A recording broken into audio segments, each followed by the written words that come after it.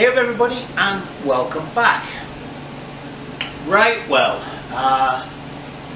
actually I haven't been in the workshop for 2 or 3 days, partly because it's been snowing like mad, so we've got about, I don't know, 3 inches, but it snowed all day yesterday and what have you, so I wasn't particularly motivated.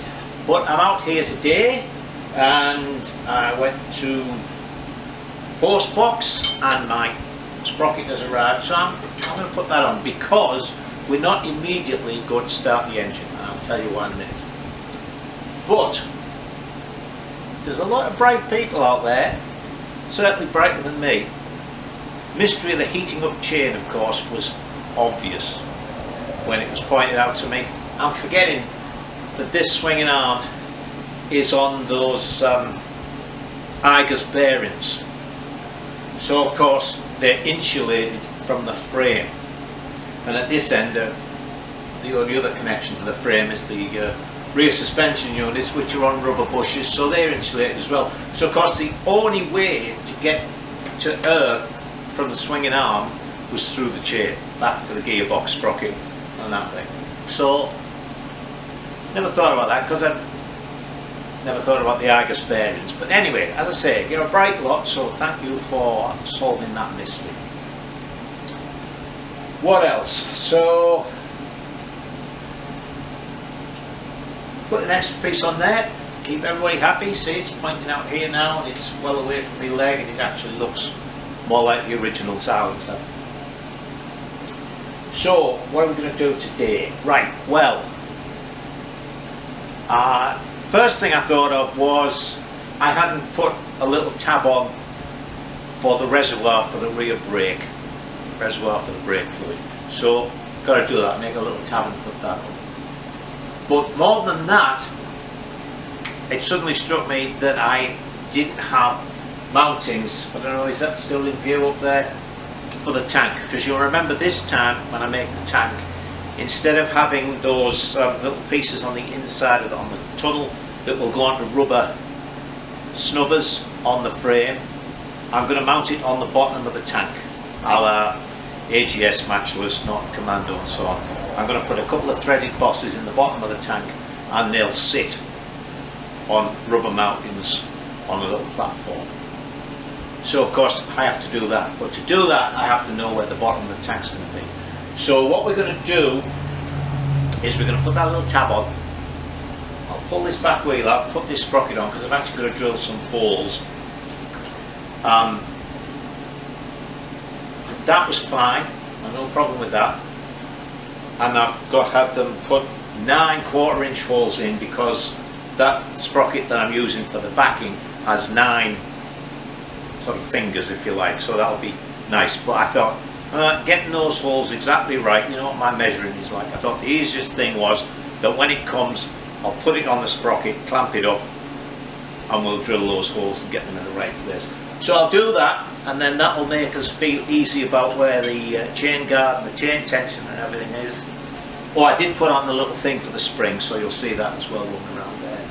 And then what we're going to do is make just a cardboard template for the bottom of the tank, and from that I can see where these front mountings are going to be. We can do the front mountings and then we can strip it and get on with the engine. And I think we'll do engine, tank, what I'll be doing it together to try and maximise time, because as you may remember the last tank, although I think this one will go easier, there's a lot of time just spent bumping and hammering and planishing and stuff like that, which I can't really film because that would just be incredibly boring.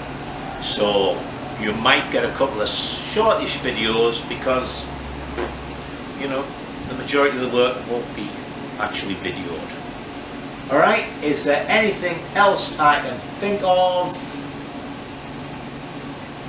No.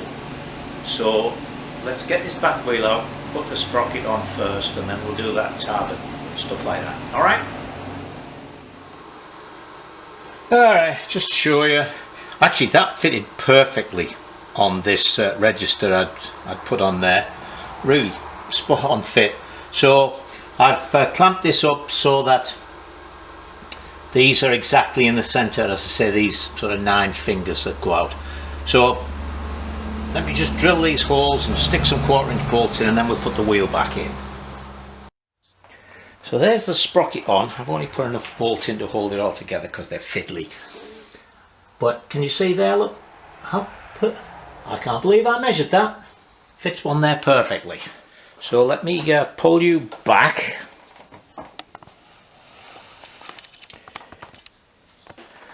And there you can see with our little half sprockets on, we were right. Chain's exactly where it was. The length of this spring, I made up a little piece to go on there. Just put a groove in it so the spring doesn't pop off. And that's good. Right, so let me swing you around a little more. There we go. Next thing I've got to do is make, hang on, open this bag, a little bracket, a little tab for that to go on. Where to put it? Or I could mount it there. Is it a bit more?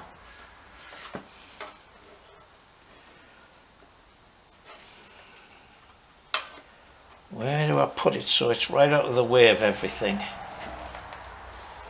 I could actually make a little tab off the mounting for the mudguard there, or would that all get to be a little bit too difficult to get at?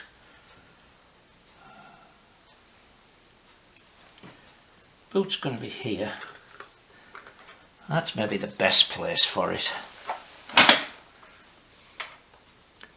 Just in like that.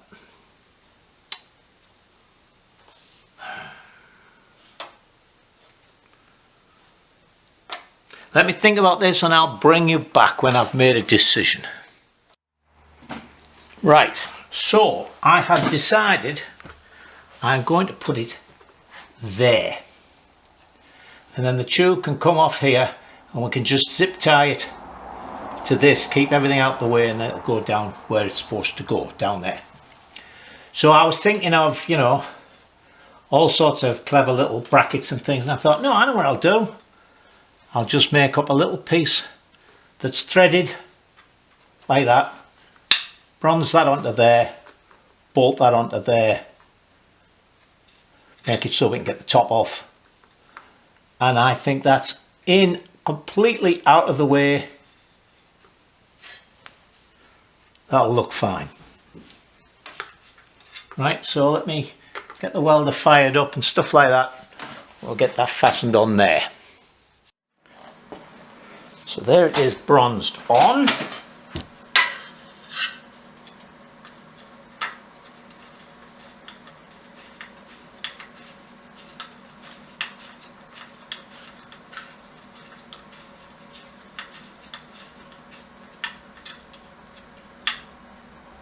That's nicely on there. Let me see, yeah, and as I say, this hose can come down and run along with that one.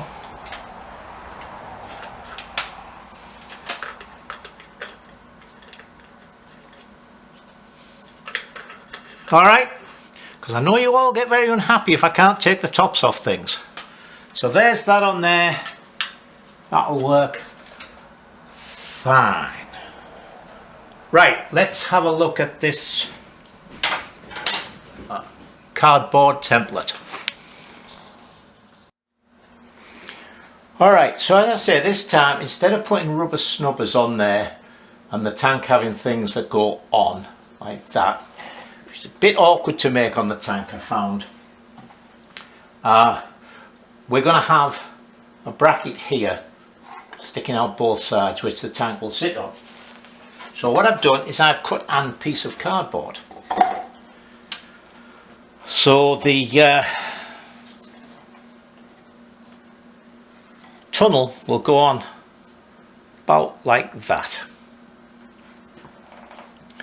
So I'm actually going to shape this now. I'm going to look at it and see how I want the shape of it.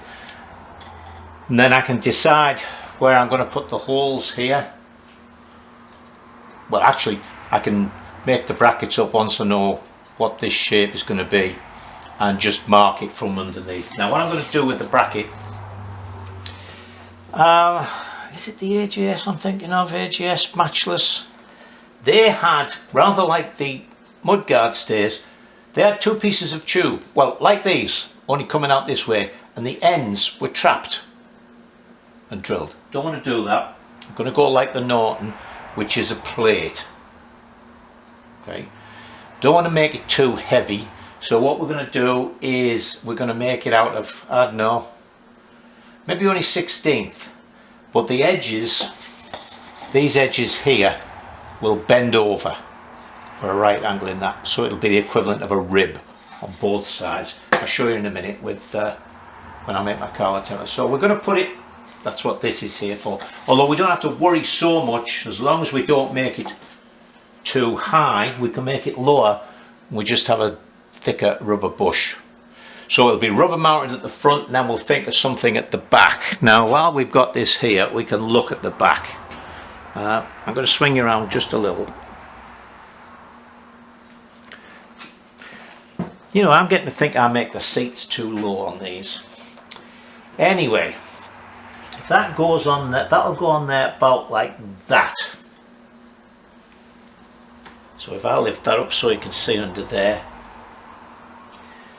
I'm actually only going to make the tank part to maybe here. This last little bit is just going to be an empty piece, just to keep the lines of the tank, right? Because obviously I don't want the tank to come to there and there'd be a big gap, nor do I want the tank to come back to here and there'd be a gap there. So we're going to make it come down again. This time will be a lot easier because the coming down part is going to be, as I say, completely hollow. What I'm thinking of doing is, this is going to be, you know, like a half a cone, like we made at the other end, on the other tank. That's going to be one piece. So on the inside edge of that, I'm going to double the thickness up to make it a bit stiffer. Okay. Anyway, all of that is to be looked at later. For the moment, I'm going to lower the bike so I can look at this from the top, decide what shape I want this to be. Well, I've been busy with my scissors, and as you can see, it took me a couple of attempts to decide exactly how I want that. But there's basically the shape it's going to be. Got the forks round so I can see where I need to be there. So let me just put a little bit of weight on there like that. Get that about centered. So that's going to go on there like that. And as you can see, I've already put can you see holes there? Yeah. I've already put a couple of holes in that just to give me some idea of what I needed under there.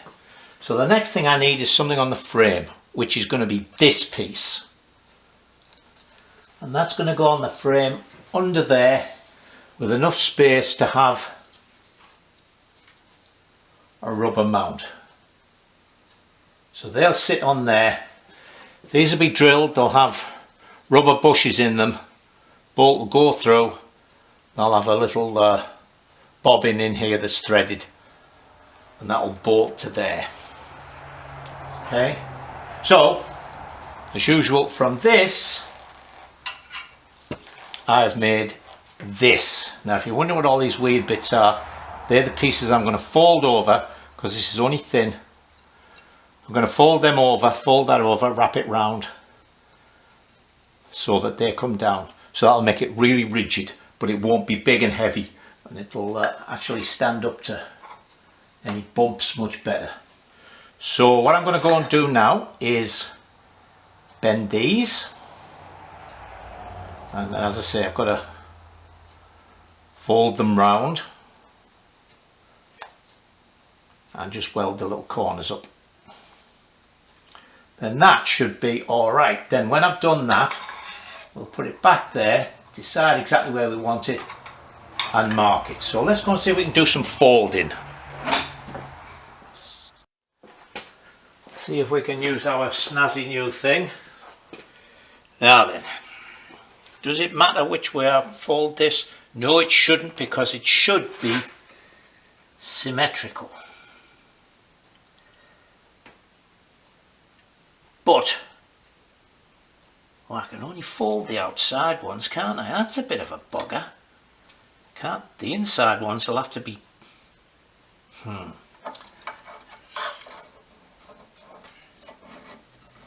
Anyway, let's try these outside ones.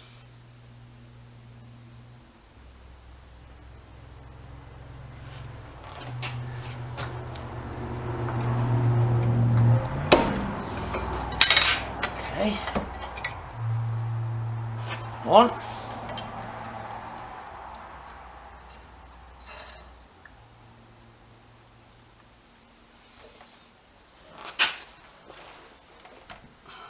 See, that's what always happens with these things. Now that's stopping it from coming all the way up. Alright, we'll go back to the good old fashioned method of putting it in the vise and battering it with a hammer. Right, one vise, one hammer. Hang on, let me put my little ear things back in, because this is going to be noisy.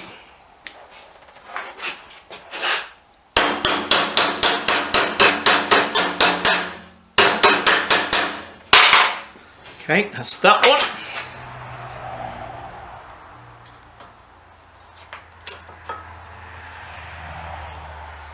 It's one we couldn't get far over.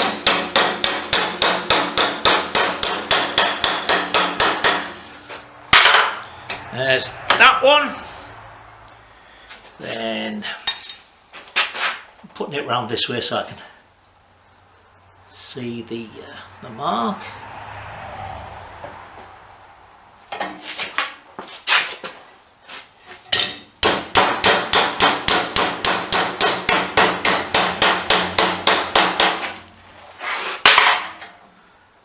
One.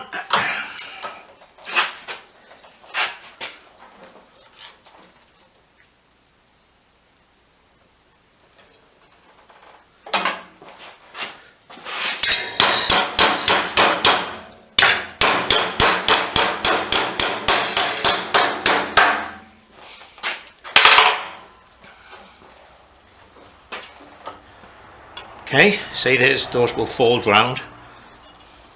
So I've still got to do this one. Oh, hang on.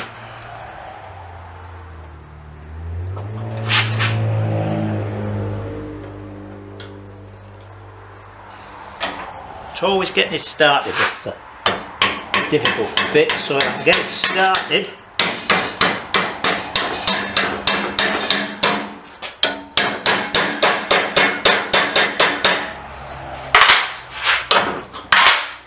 There we go. So we'll tap that up a bit. I think we'll cut that one off there because that's long enough to fold all the way around. Weld it, then do the same there.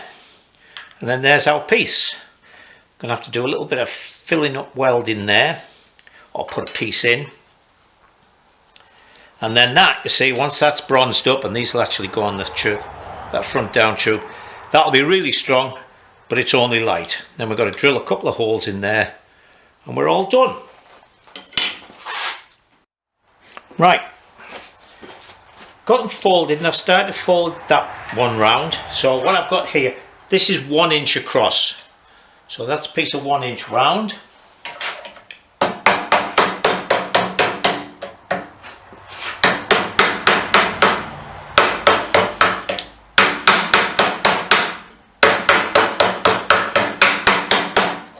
So there we are with that. So weld that one up. Now then, do this one, and then we're in business. Got to mark these and drill them. So let me get on, do this other one and weld this up. Right then, let me just get on the other side here so I'm not in the way. There's the piece made. Drilled.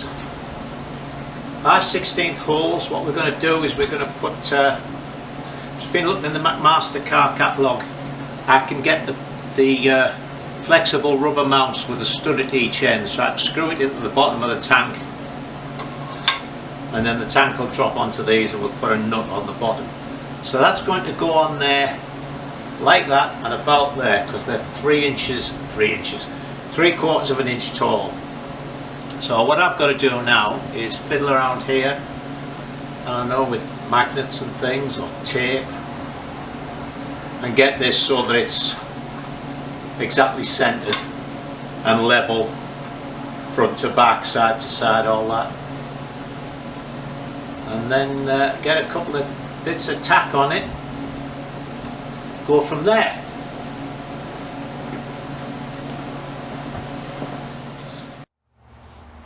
It was money well spent buying these two articulated magnet things, so I've got it bronzed just in the centre so I can fix it up or down, and oh, what have I done?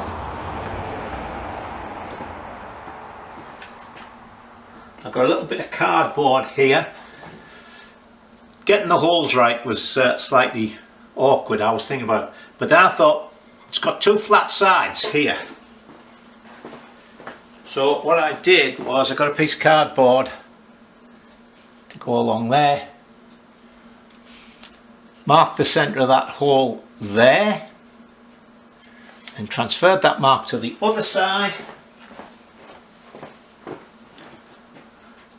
flat there, centre of the hole. So now I'll just make sure it's nice and level, and I can bronze that, so it'll bronze around the top, also bronze down here, and that's what's going to give it its sort of downward strength, and it'll be bronzed on the inside.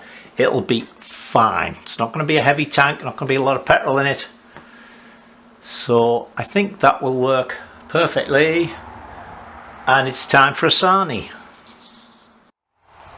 Right then, so there's that bronzed on there. Still a little bit warm. That is good and solid.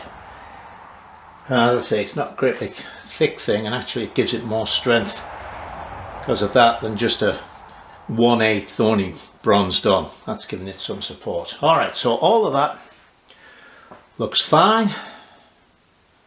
I can't think of anything else that's got to be welded onto the frame, so I'm going to strip this and we'll look at the engine. Right, I've stripped everything down.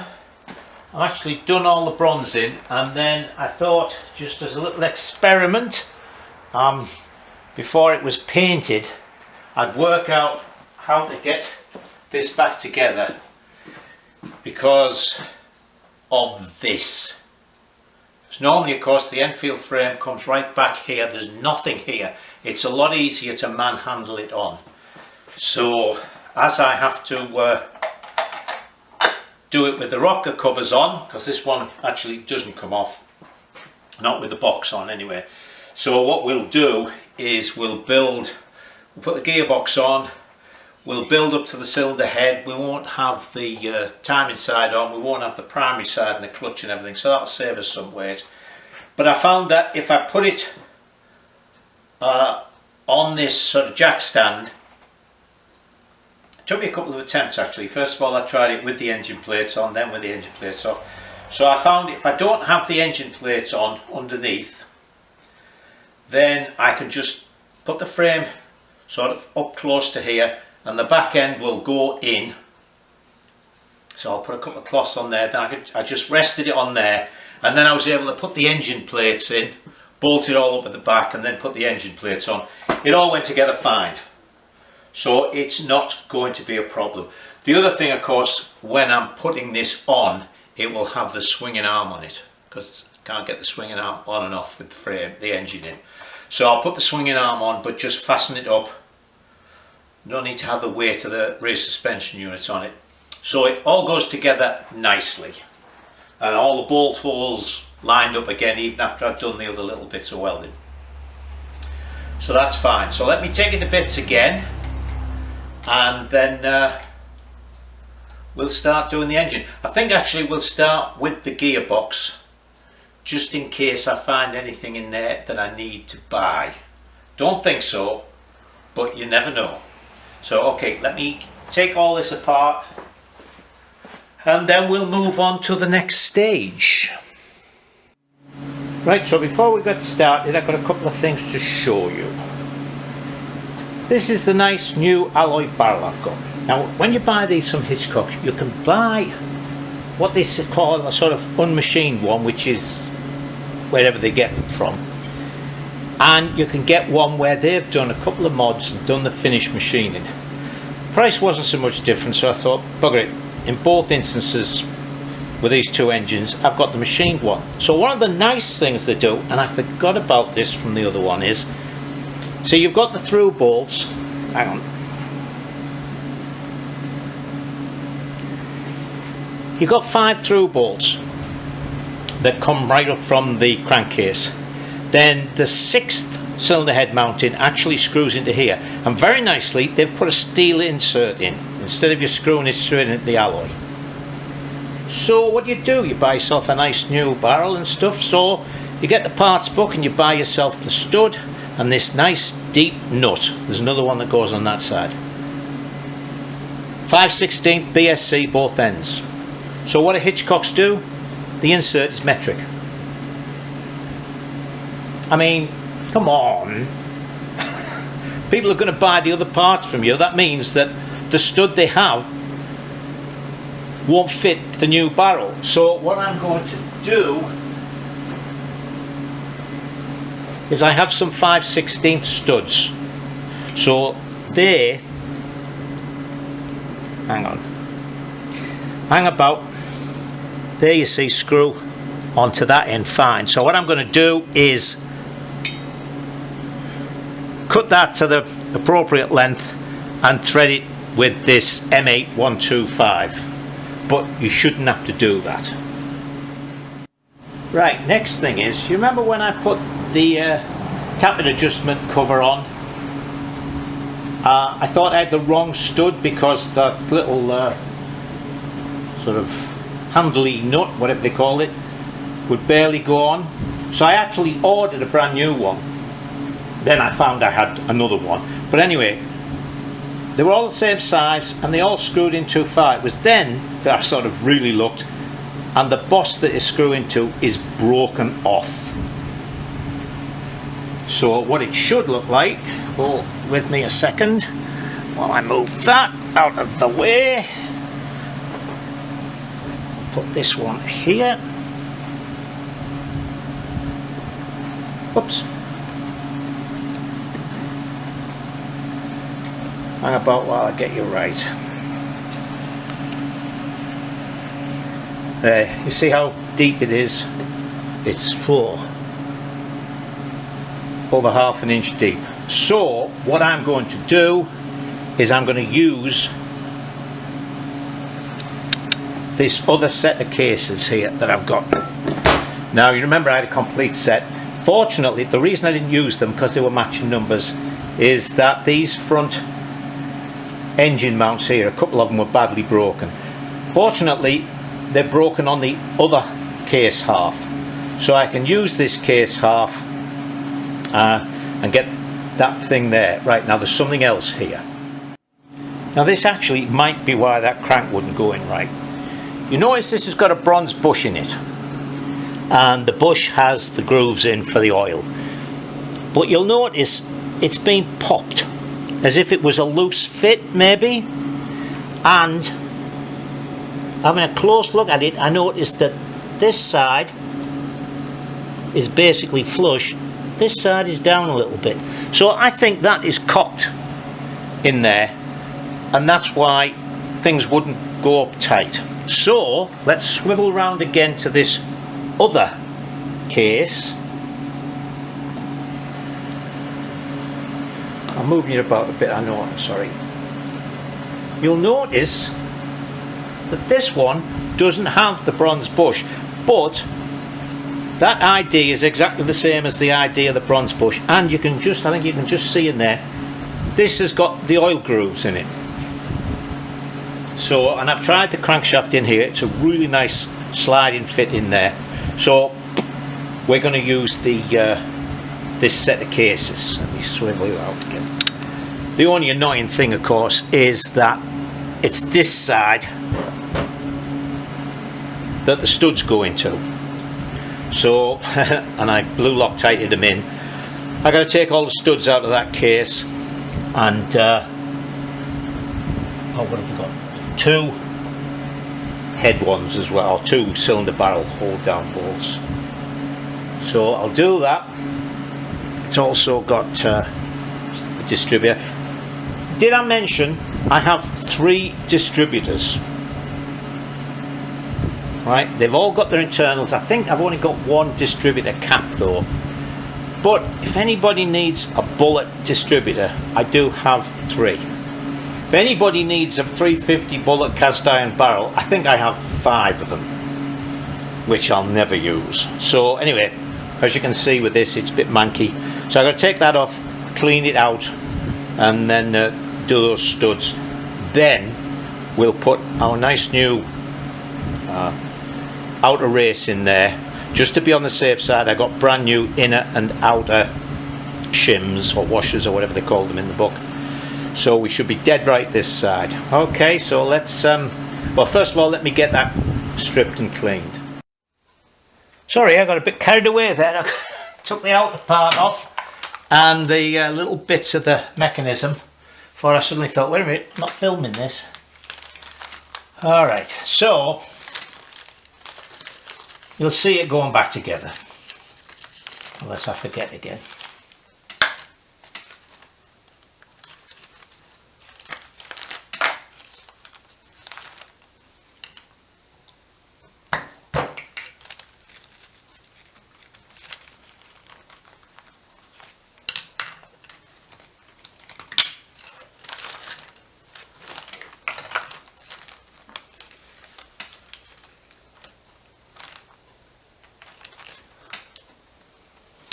Alright, so let's get this front off. Oh, hang on, I've got an itchy eye and my fingers are dirty.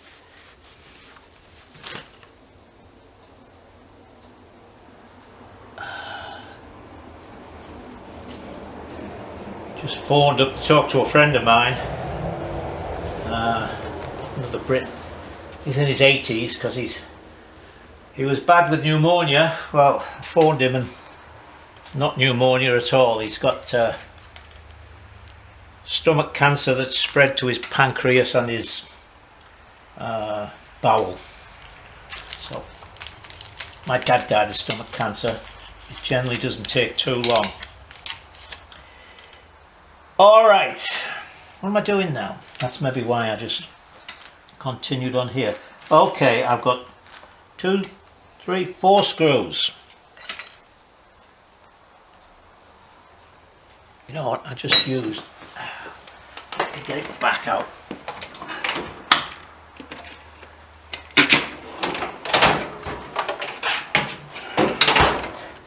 Now before all of you start mentioning it, I do have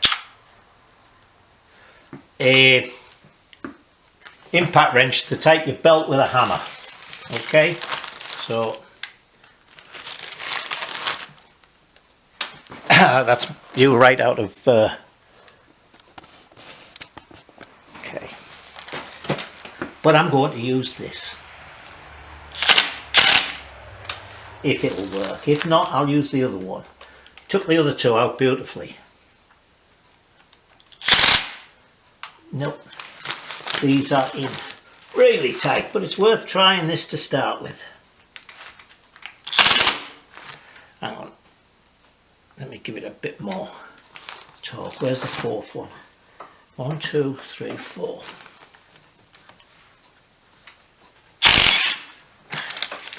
There's one.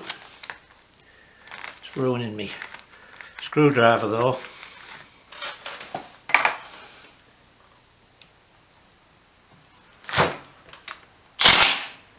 No, that one doesn't want to come out. No, that. No, that. All right.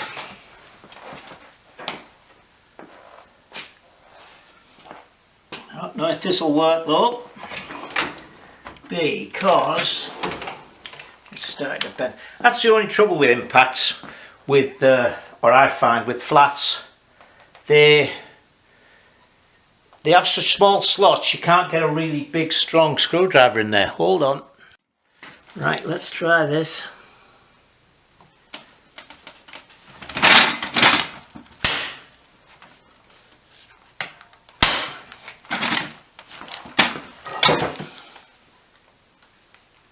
Yep. So you can all sit there and say, told you so. I know it's because I'm bashing into it rather than just trying to, but sometimes that just whizzes them out nicely. So I always try it first.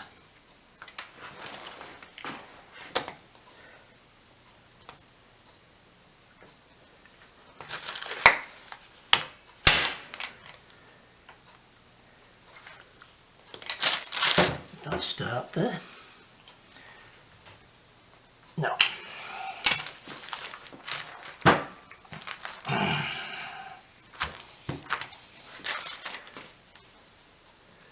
Are you still in frame?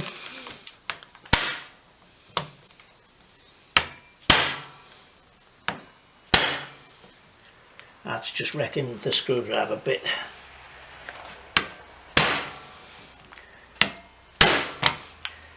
Yep, that's that knackered. Let's see if I can start them with a little punch. So I think we'll try with a small chisel.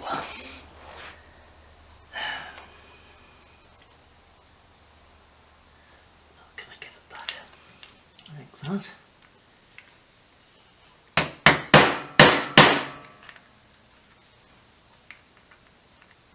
It's blunt, by the way, this chisel.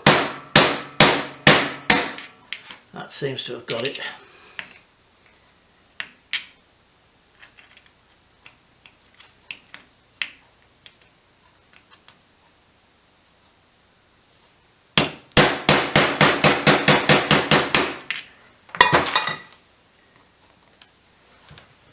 There we go. I think these are Whitworth by the looks of them. 1/4 inch Whitworth, so I might see about getting some Allen bolts for these.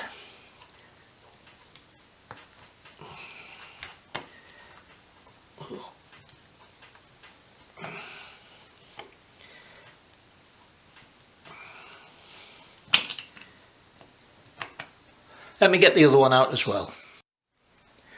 Got the last one out. Actually, that was a bit, I think it was more gummed up than anything because I heated it up.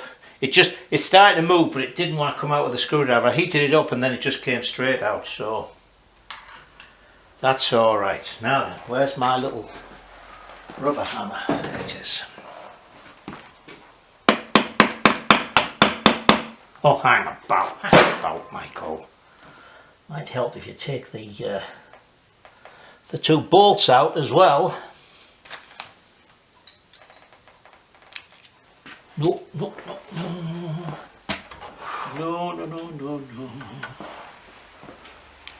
Yes.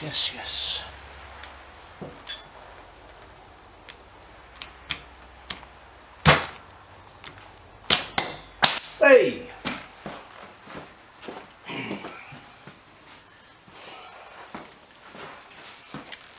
I put my ratchet in one somewhere and I don't know what I've done with it. I actually have a couple, but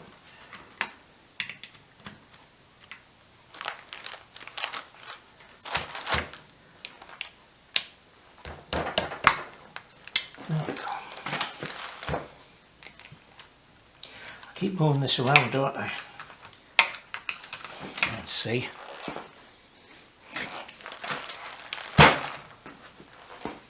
And there you go.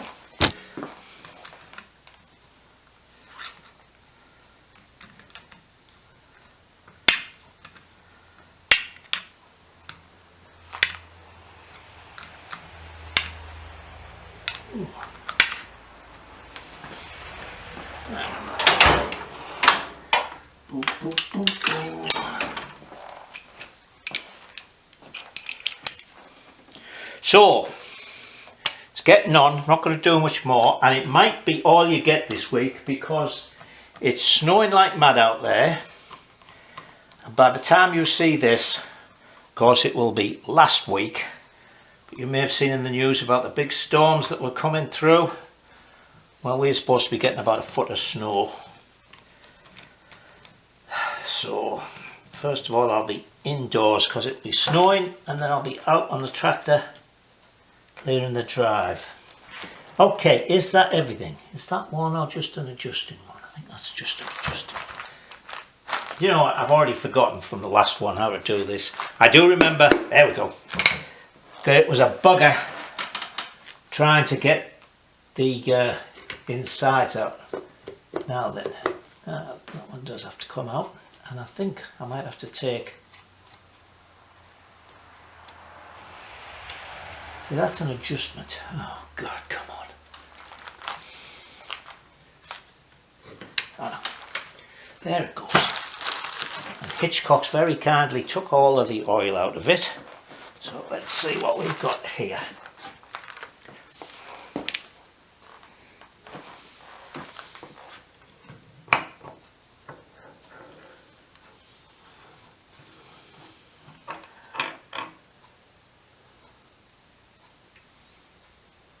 That looks very nice. The gears look perfect.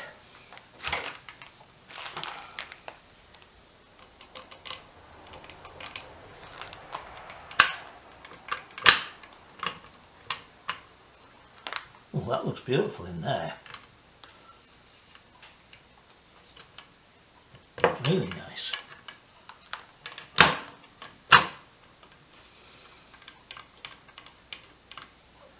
So, everything looks good. Now, as I say, I've got to change 2 gears in here. Now that comes out. Remember how I did this last time? Neither do I.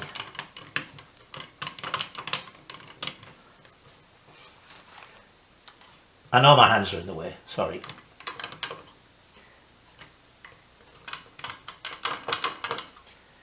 Is that shaft going to have to cut? Oh, no, that shaft just moved. Yes, that's going to come out. There's the top shaft out.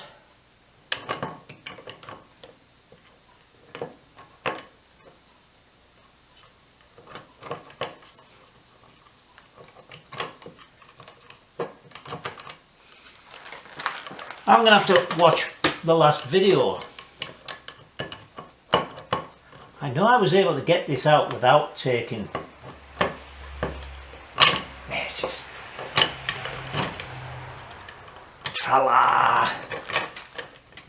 I knew I found you could get this out. After I'd struggled and struggled.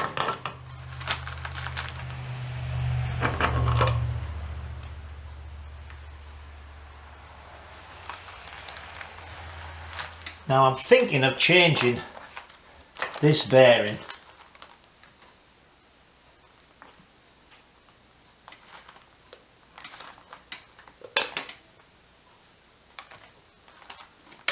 And putting a sealed bearing in.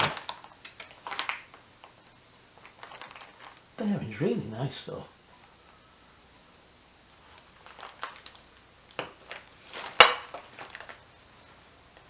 Okay. I'm going to knock off now. So, providing there isn't too much snow, I might be able to get out for a bit on Saturday and we'll look at the rest of this gearbox. Alright, so wish me luck with the snow and I'll see you later on. Right, well, we didn't get as much snow as was forecast, but we did get plenty. So I spent the day out with the tractor and the snow shovel and what have you. So this is Saturday, and I thought I'd come out and just do the gearbox. But I've come up with a problem. In fact, I'm going to have to phone Hitchcock's to find out what the hell's going on here. Alright, so let's, for those of you who understand all this, my apologies. For those of you who don't delve into gearboxes a lot, let me make a quick explanation of what's going on. So these two shafts are parallel, right? They're in bearings both ends.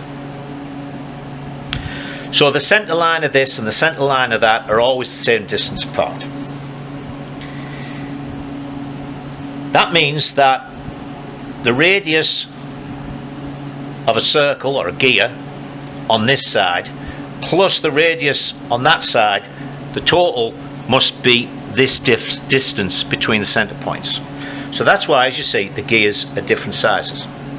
So radius is directly related to circumference, but rather than working circumference, for any given size of tooth, there's going to be a fixed number of teeth on a given circumference. All right.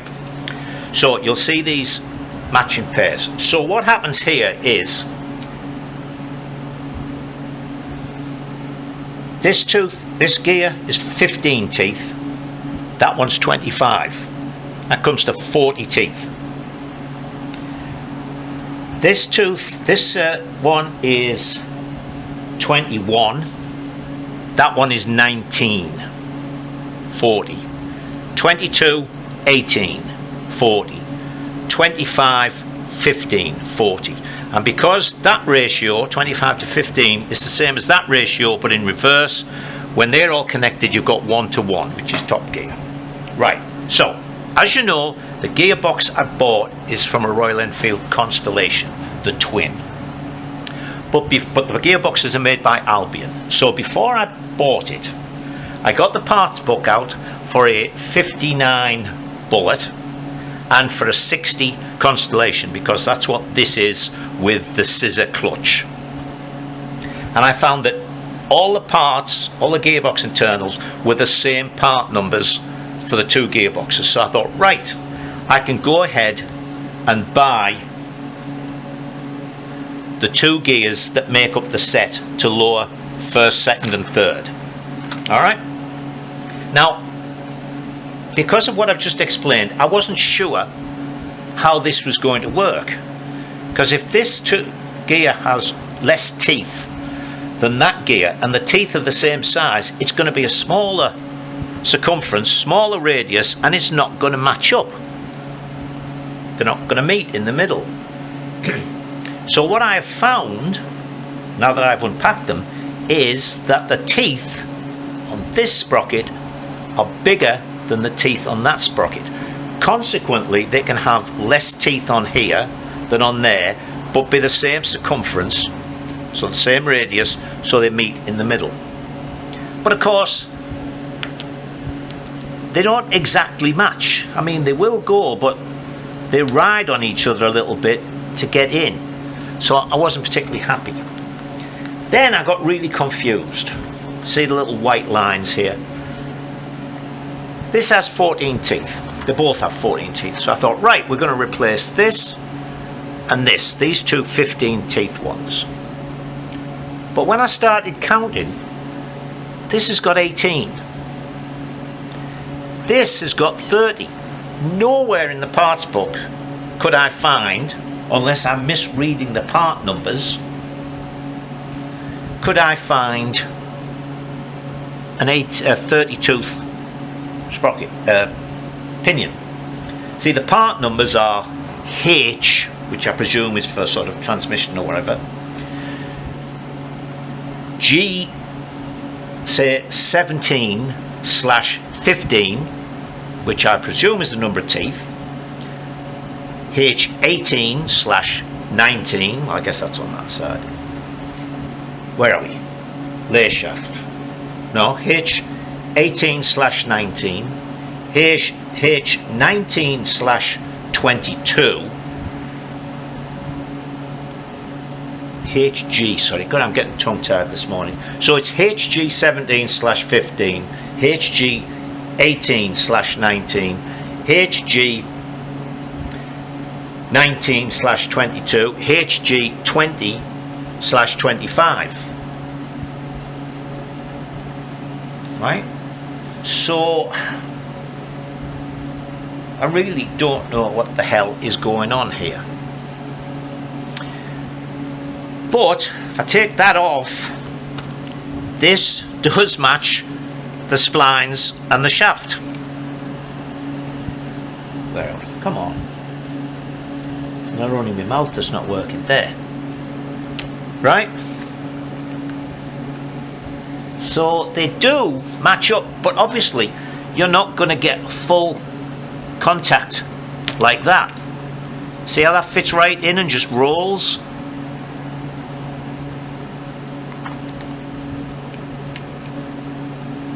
that one catches on the next tooth before it rolls. So you're not going to get these touching right into the root of the gear. So I am a little confused, and I obviously don't want to put the gearbox together and find that these things won't work. I'll do some more research online with parts books and some stuff, and I will phone Hitchcock's on Monday morning. So I mean, the lathe shaft, even for Bullet and Constellation, where are we? Lathe shaft H13 part number for both of them. The main shaft is slightly different because it's the twin, and this end is slightly different, which we're going to have to do some modifications of. But they're both G2. This one is, the Bullet is 7A, the Connie is 7S, and actually the one in the Pashley is G2 7R, and I presume it's R for reverse. But as I say, as far as the gears all go, those part numbers are identical. So confusion reigned and we all get wet. Alright, so as I say, that puts everything in abeyance until Monday. Well, I can start doing the engine, but this is what I wanted to do today. So anyway, I'm going to sign off since it's Saturday. And it was a busy day yesterday. My shoulders are still aching a bit. Alright, so until... Oh, by the way, yeah, last thing. I was asked a question in the comments about these two gears, how they worked. And because I didn't honestly know until I tried them, I didn't answer your comment because I knew I was going to show about these gears. So there you are. You know, see, can you see that? See, they'll mesh like that, only just though, but they won't. As I say, I can roll them, but I can feel it moving apart as it goes over each one, whereas the other, it just meshes perfectly. So anyway, we'll find out, but until then, stay safe and enjoy yourselves.